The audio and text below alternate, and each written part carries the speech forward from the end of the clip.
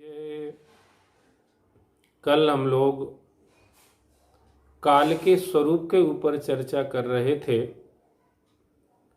आज हम लोग काल के प्रभाव के ऊपर चर्चा करेंगे। जैसा कि कल आप सब लोग सुन रहे थे, ये सेकंड से शुरू होकर के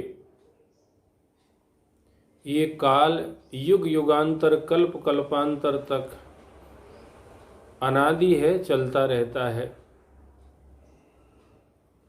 जब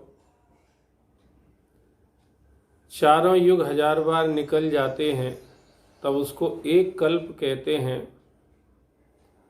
ये ब्रह्मा जी का एक दिन होता है और उस गणना से ब्रह्मा जी की भी 2 परार्ध की जो परम आयु है वो भी बीत जाती है, उसको भी ये काल समाप्त कर देता है। तो इससे ये बात समझना है कि अवांतर कल्प, महाकल्प, ब्रह्मा जी की द्विपरार्ध की आयु, इस सभी काल के प्रभाव में ही हैं। इसलिए गीता में भगवान कह रहे हैं, आ ब्रह्म भुवनान लोका पुनरावर्तनो अर्जुन माम पेतु कौन्ते पुनर्जन्म न विद्यते।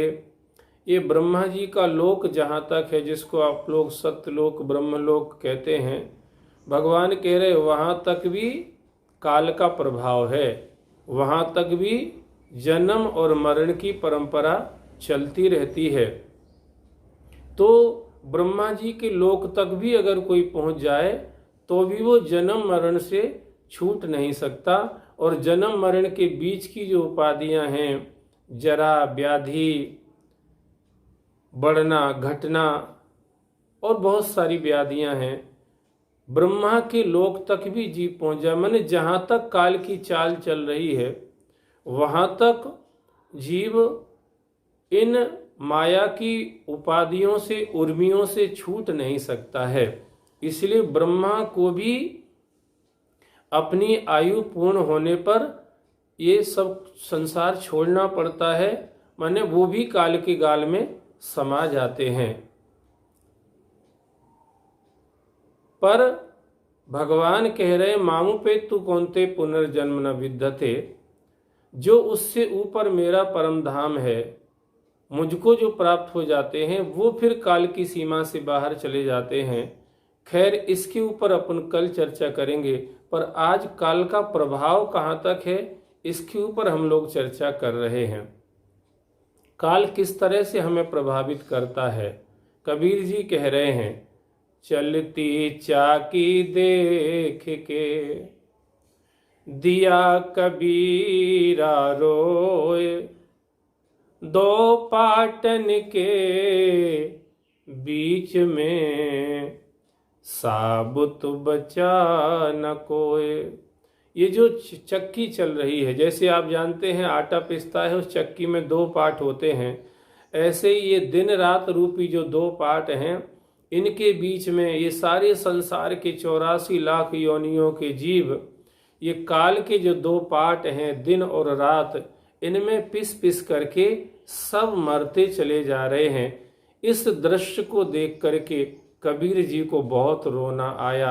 रामायण में भी लिखा हुआ है, फेरत सदा माया कर प्रेरा, काल कर्म स्वभाव गुण घेरा।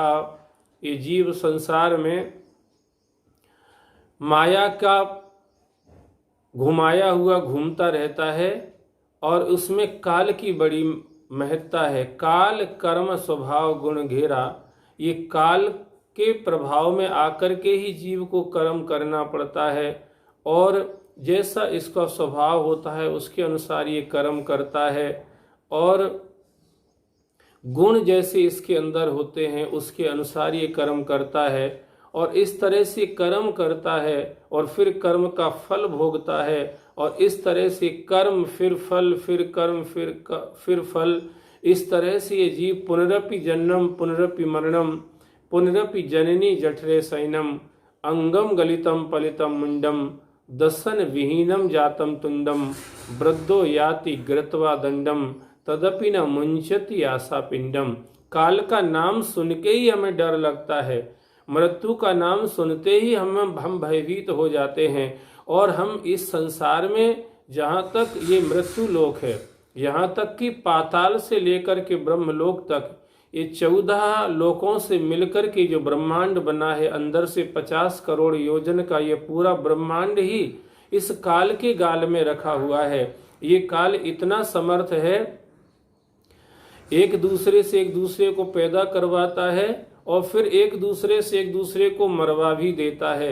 इतना ही नहीं, जो भगवान यमराज सबको मारने वाले हैं, सबके मृत्यु का कारण है, ये काल इतना बली है, उन यमराज को भी एक दिन मार करके और समाप्त कर देता है। ऐसा ये काल है। इसलिए तो मंदोदरी रावण को कह रही है कि काल दंड गहे काहू न मारा, हरय धर्म बल बुद्धि विचारा। निकट काल जेहि आवत साई, तेहि भ्रम होय तुम्हारी ही नाई। काल रात निशिचर कुल केरी, तेहि सीता पर प्रीति घनेरी। हे मेरे स्वामी, काल कोई दंडा लेके नहीं आता है किसी को मारने के लिए। काल कर्म के अनुसार जीव को प्रभावित करता है और वो हमारे धर्म को खत्म कर देता है, धर्म के मार्ग से हमें विचलित कर देता है। जब हमारा कर्म का फल होने का समय आता है तो हमें धर्म से विचलित कर देता है। हरय धर्म बल बुद्धि, हमारे बल को खत्म कर देता है। बड़े बड़े बलवानों को पिसते हुए बजते थे जिनके नाम से डंके तीनों लोक में, अब चुप पड़े हैं मकबरों में हूं और हाँ कुछ भी नहीं। ये काल ही है जो हमारे ऊपर इस तरह से प्रभाव डालता है, हमारे धर्म से हमें च्युत कर देता है, हमारा बल हरण कर लेता है, हमारी बुद्धि छीन लेता है और हमारा जो चिंतन है वो भी विकृत हो जाता है इस काल के प्रभाव से। माने हम किस तरह से काल के प्रभाव में हैं, ये यहाँ पर बताया जा रहा है कि ये हमारे धर्म को, हमारे बल को, हमारी बुद्धि को, हमारे चिंतन को प्रभावित करता है और इस तरह से ये हमें इस अपने जाल में फंसा करके रखता है। काल दंड गहे काऊ न मारा, हरय धर्म बल बुद्धि विचारा। निकट काल जेहि आवत साई, तेई भ्रम होय तुम्हारी नाई। हे मेरे स्वामी, रावण को कह रही मंदोदरी, काल जिसका समीप आ जाता है उसको इसी तरह से भ्रम हो जाता है। माने वो अधर्म को धर्म मानने लगता है, बल कुछ भी उसका अपना नहीं, अपने को ही बलवान मानने लगता है, अपनी कोई बुद्धि नहीं है, ईश्वर का दिया हुआ प्रसाद उसको अपनी बुद्धि मानने लग जाता है। इस तरह से पूरा जीवन विकृत कर देता है ये काल। जिसके पास ये आता है उसको इस तरह से पतित कर देता है, गिरा देता है। काल रात निश्चर कुरकेरी, तेहि सीता पर प्रीति घनेरी। ये सीता जिनसे तुम इतना प्रेम करना चाह रहे हो, कर रहे हो, ये इस राक्षस वंश के लिए कालरात्रि बन करके आई है। ये सारे राक्षस वंश को खत्म कर देगी, समाप्त कर देगी। इसलिए आप इससे जितनी जल्दी हो सके दूर हो जाइए। ये काल का प्रभाव हम लोग सुन रहे थे। कल काल से कैसे बचें इस पर कल चर्चा होगी। बहुत बहुत धन्यवाद। राम राम।